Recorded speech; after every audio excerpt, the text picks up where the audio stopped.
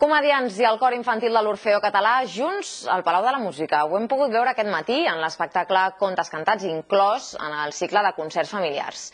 S'han interpretat cançons tradicionals catalanes al voltant de l'amor.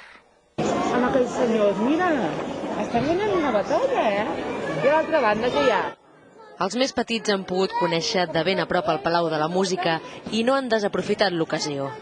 És molt bonic perquè veus allà nens cantant i aquí al Palau. Però el principal motiu per estar avui aquí era un altre. Per veure l'actuació de Contes Cantats.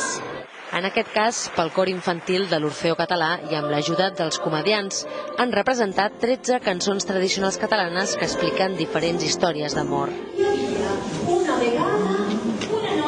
El que hem intentat nosaltres és apropar-ho, fer-ho, diguéssim, molt entenedor, fer-ho atractiu a la vista i que s'interessin, i que descobreixin aquest patrimoni. Quan hi ha nens que veuen que nens de la seva edat estan fent coses que ells podrien fer, jo penso que encara motiva més el públic.